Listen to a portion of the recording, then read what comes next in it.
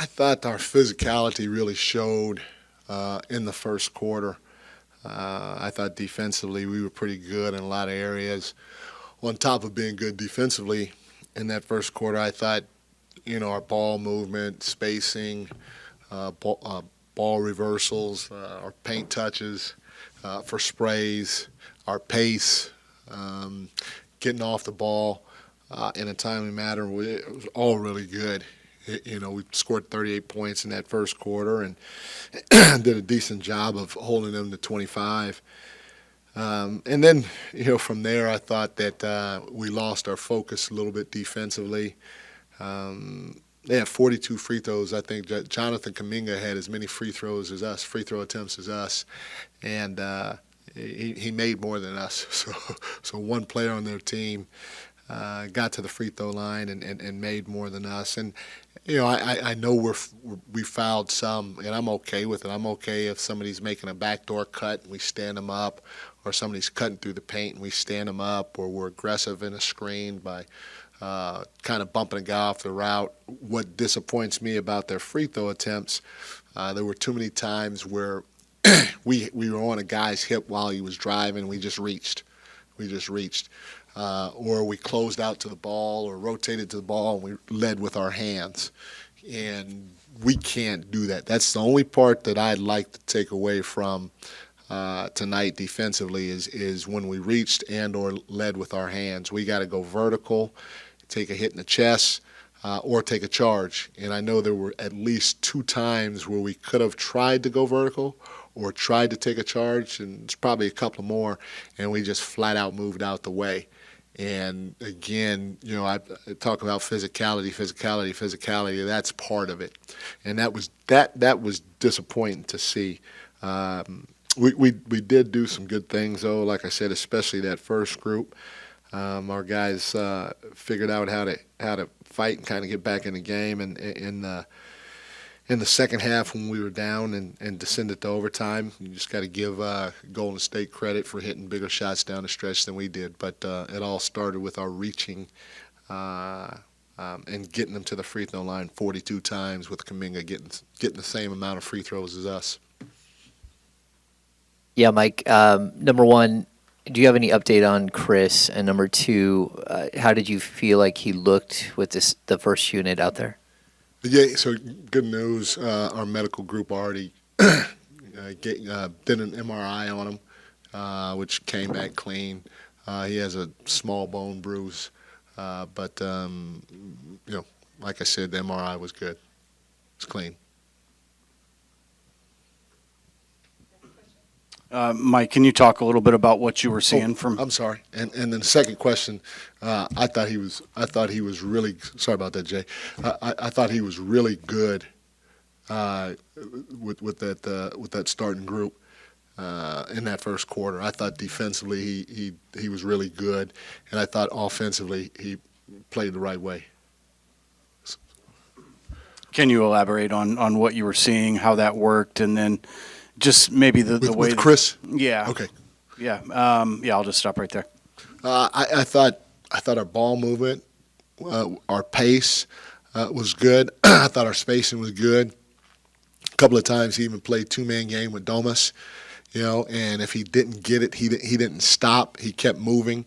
We want to get out in transition and get to that 3-point line as quickly as we can. And I mean, after we secured a rebound, he took off and he ended up hitting a wing 3 because he was wide open and he beat everybody down the floor. And then defensively, you're not stopping a guy like Klay Thompson, but I thought his physicality was done the right way. He made Klay try to work for his shots as best he could, and whether it was chasing him off a pin down, Klay trying to post him, he did a good job for being a young guy that hasn't played a ton of minutes. Yeah, Coach, what did you think of Keon's impact on both ends of the floor, defensively, but then offensively, more specifically, him initiating the offense? Defensively, he was great. He's got great anticipation. He's got long arms. He's a pretty good athlete, and I think he led us in deflections tonight. He might have gotten 5 deflections tonight, and so that was huge. I thought again he was great on that end of the floor, and then offensively he got in a little rhythm. Hit a few shots for us, made a couple of plays, and so his minutes were really good. He and Kobe both split time initiating the offense for us for a stretch there, and so for 2 young guys, I thought they were pretty good. They played really, really hard and tried to play the right way.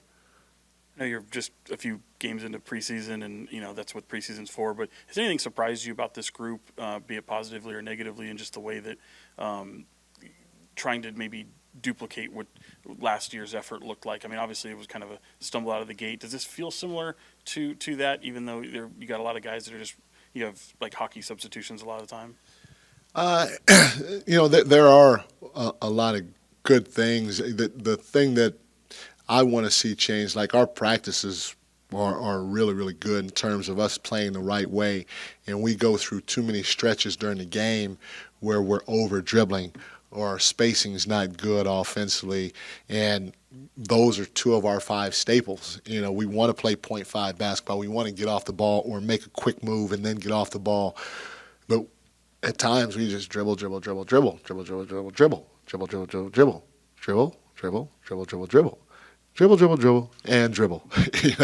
And so that's not what we do offensively. We didn't do that a ton last year. And then, like I said, at times we're on top of each other and we don't trust our spacing and each other to make the right play.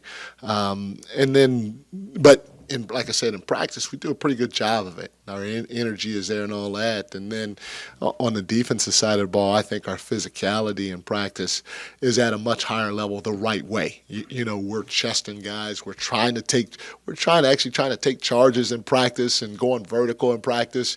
And then when we get out in the game, at least so far, it really hasn't shown. I thought in the first game, or even maybe the Lakers game, we took 4 or 5 charges, which was beautiful. It was great to see.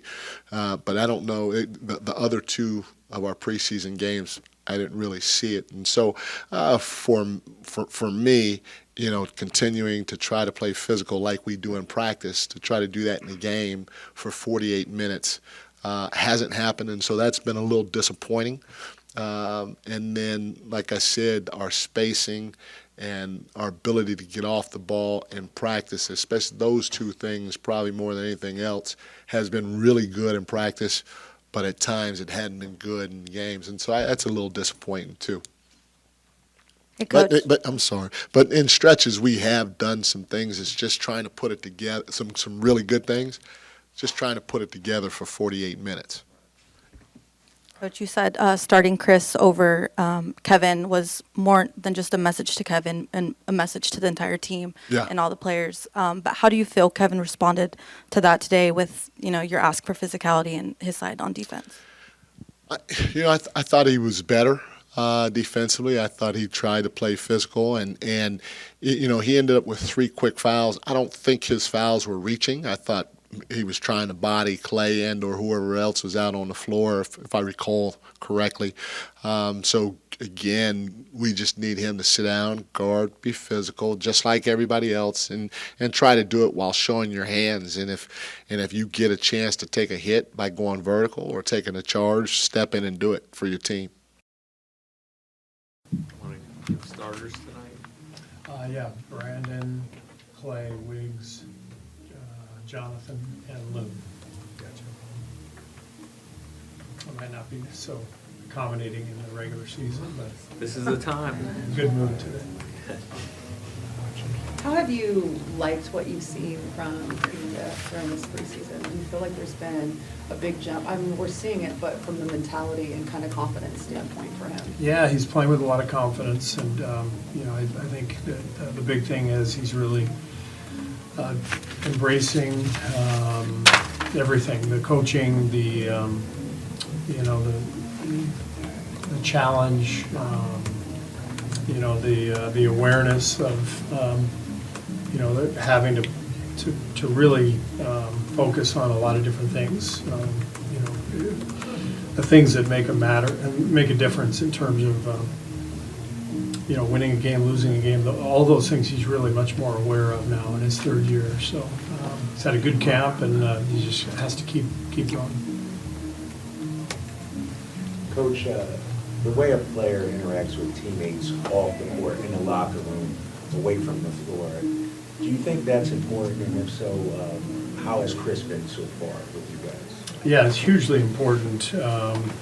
Chemistry of a team, the connection within the group, all of that is so important to a winning team. And Chris is great. He's a vet. He's one of the most respected players in the league for a lot of different reasons. But he's here, and he's really embraced his role with us. And he's asking a lot of questions, but he's really also helping the younger guys. And he's coming to us, I think, at a time where, frankly, we need his leadership, his ability to control the game, and just his experience. I think is going to be really important for us. Steve, are Rodney and Cory out tonight? Yes, they're both out. Could Cory debut in the preseason? Yeah. He played 3-on-3 yesterday, so he just has to get some reps. But I think there's a good chance he could play in the preseason. And then Rodney may be back at least at practice this week. Hopefully, yeah. I mean, he's in the latter stages of protocol, so we'll tomorrow off, and then we'll see where he is on Tuesday. For someone like Jerome Robinson, what's it like having kind of an older player, 26, on that two-way deal? And maybe what has he shown you that might be different from last year or some years past, possibly too? He's got a lot of experience at his age. He knows what wins.